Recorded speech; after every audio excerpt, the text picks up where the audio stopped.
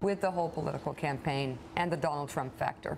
I said it on Wednesday or Thursday. The world's upside down. The political world is upside down. And you have Donald Trump, who is sort of this Mad Hatter of American politics. But here's the catch. He may be mad, but he's driving everybody else in this process mad too, or at least driving them wildly off their game in a way that feeds right into his strengths. Take the Washington Post. Mark Halperin, the Washington, and I'm going to be talking now about people whom I love and respect. Papers that I love and respect. Journalists that I love and respect. But this is a diagnosis the mainstream media better pick up on fast, because they're getting it wrong time and time again.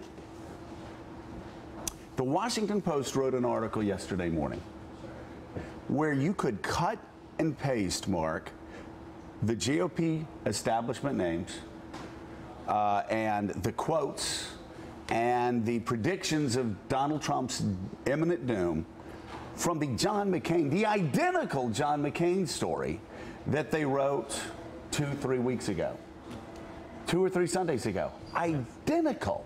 Really? They go to Lindsey Graham to predict that Donald Trump's campaign's going to end. GOP leaders say Trump erratic style will hurt him. I mean, I saw, we talked about this. We could not believe the headline. Wall Street Journal today, same idea, saying, all right, this is it. Trump's demise is finally coming. Yeah. They rely on a woman named Penny Nance, the chief executive of the conservative group Concerned Women for America, as their expert to say this is it. This shows you that Trump is about to decline. By the way, this is not even going to the substance of the remarks, which we'll get to in a second. But I mean, how many times are they going to predict the imminent decline of Donald Trump? There's an iron triangle now. You've got these conservative activists who want Trump to decline. You've got the 2016 candidates who want Trump to decline. And the media, as you say, some people we like and respect who just seem to have decided that they want to write his obituary now. We're not here carrying Donald Trump's brief. We're not here defending Donald Trump. But the media is jumping to conclusions that feed into Donald Trump's supporters' worst beliefs about the media, that assume the very worst and write it as if that's the case, and you only help Donald Trump. Okay, but that all said, and we can't resolve what was in Donald Trump's mind when he made that comment. And you would agree, as a reporter for the New York Times, that the editor should not write it as the lead, that is what Donald Trump is talking about, because you don't know, I don't know, they don't know what was in his head. We don't know, but here's but I think let's look at it this way. Do you think that sitting here today on Monday morning, 3.5 days or whatever it is since that debate, do you think Donald Trump is in better shape than he was 3.5 days ago, or in worse shape than he was 3.5 days ago? I think he's probably, after being on all the Sunday news shows, and probably after you once again have the media overreacting and the Republican establishment in Washington overreacting and the iron triangle, that I think he's probably, well, in as good of shape. I know this. It wasn't Donald Trump who was hurt by the debate.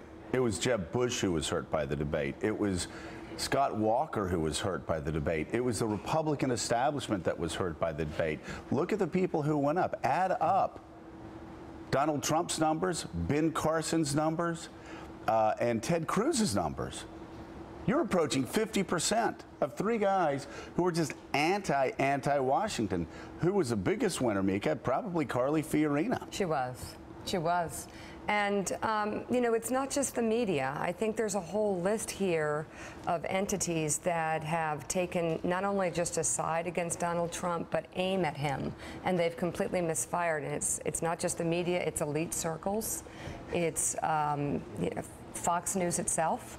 It's the Republican Party, and they've all completely overreached. Well, and what they need to be looking at is not Donald Trump, but the mood of the country. Well, and by the way, let's just state, I think Donald Trump did a terrible job on the debate. Thursday night. Right. I think most of us did. I thought he bumbled through questions. He should have been better prepared. I thought it was a bad night for him. It is, though, the media overreacting to Donald Trump that once again feeds into Donald Trump. Who was it? I saw there was a quote that I think I sent to you. I think Matt Taibbi that said only the Republican establishment and the mainstream media, by overreaching, could make, as Matt Taibbi said, one of the biggest bullies in America a sympathetic figure. And speaking of which, let's talk about my friends at Fox News. And I don't know Megyn Kelly that well, but I certainly, I just don't, I can't have any more respect for the three and for Chris Wallace, and I just love Brett. Huge. And I've known him for a long time. I love him. He's a great guy. But let's talk about that for a second and the overreaction of that. That, you know, Reince Priebus had decided to ban networks, this one, and I would if I were Reince Priebus too, so I'm not knocking. I might never give him MSNBC a Republican debate right now. Pretty soon I would. I would Things are changing really quickly, this network. But a year ago, never. I understand that. But the idea was to get news outlets, Mark, that would ask legitimate questions about policy instead of gotcha questions.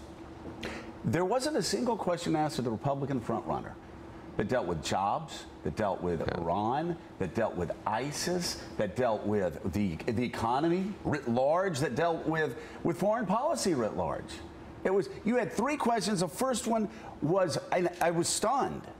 And I guess you told me Rush Limbaugh talked about this for a long time. On the first question was on Donald Trump's insult of Rosie O'Donnell and his insults of reality show contestants. And were they crude and crass? Yes. Would I ever say it? No. Would any Republican candidate there ever say it? But no. But that's your first question. And then the next question was asking this billionaire about 4 deals that failed. And then the third was, really, it was a political speech that was veiled as a question with a zinger at the end going, so tell me, when did you become a Republican? I mean, it was, and so I'm sitting there thinking, I thought this is what we as Republicans were trying to avoid. People that used front runners as theater. And it was political theater on Thursday night, starting with the first question. Yeah, I mean, a lot of the questions, they did ask him about the Iran deal at one point. That's the only foreign policy thing they asked about. You know, a lot of people have criticized her, not just Rush Limbaugh, but for talking about the war on women and for trying to take down the frontrunner, as you said, in something of a theatrical way. He didn't handle it well, though. He could have handled it horribly. He could have handled it much better.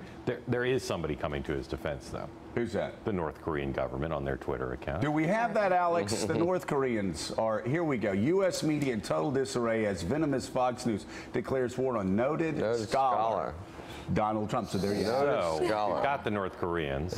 That's a pretty strong coalition. You know, they went after him, and he didn't do all that well. But I think we all, at least you and I, agree. Mika probably agrees, I don't know about Steve, that he's still standing and he's still being defiant. And if he's so weak, the question I have this morning is, why isn't any Republican just overtaking him? If it's such a strong field, if he's so weak, why is it that they can't get, you know, traction in the polls? Why can't they move up? Following my Twitter feed yesterday, throughout the day, when there was a poll showing Donald Trump in first place, just fraught with lots of different problems all around for him and for the whole other things that might have been disturbing if there are any. We're so busy trying to play gotcha like liberals usually do with conservatives. Moderators asked were questions that, if asked by a broadcast network, coalition with Turkey at the same time that we're trying to go in, you could go into specifics of policy and get him there. Instead, this was the sort of thing. And the questions that the moderators asked were questions that, if asked by a broadcast network or any other network other than Fox News, the reaction would have been so volcanic. Think if it happened here. That conservatives would altogether be trashing those networks and the mainstream media for months to come, which brings up the much bigger point. Then we'll go to this poll. The whole idea, people are out there cheering, well, is Fox News going to win this or Donald Trump going to win this? No, this is not a zero-sum game. Fox News wins when it's Fox News and the conservative movement against the world, against liberal bias, against media bias. You now have 25% of the Republican Party. You now have the GOP frontrunner at war with Fox News. Now, I think that's not smart for the Republican frontrunner. I would never do it. He'll make up with them in a million years. But that's what I'm saying. They're going to make up, and the reason they're going to make up is because at the end of the day, it's about business. Roger Ailes said that when he attacked MSNBC one of many times. He goes, hey, it's not even about ideology. It's about what's good television, what's bad television. Donald Trump brought in 24 million people to watch this debate. Roger Ailes and Fox News knows that. It's also not good having Megyn Kelly out front, who is their new superstar. She is the superstar over there, and it gets amazing numbers. She's a talent who's extraordinarily important to them. She doesn't need to be at war with the front runner and playing victim, and she's not playing victim. But, you know, a lot of people say, well, you know, she should play victim. And no, that's not good for Fox. It's not good to have the conservative base split. Yeah. It's not good for the Republican Party. And that's one other thing that my son said last night over dinner. He said they're just dividing the party. And they're just inviting Donald Trump to run as an independent. Somebody out there has to have the sense to try to bring everybody together. And the demographics of the Fox News viewership is pretty in line with what Trump is talking about on policy. Yeah. All right, despite all the controversy and headlines, a new poll finds Donald Trump is still on top with Republican voters. An NBC News SurveyMonkey poll from Friday and Saturday shows Trump with 23%, 10 points ahead of Senator Ted Cruz, Ben Carson, Carly Fiorina, and Senator Marco Rubio round out the top 5. Mark Halperin, who's missing from that top 5? The national frontrunner, the dominant, inevitable nominee, Jeb Bush.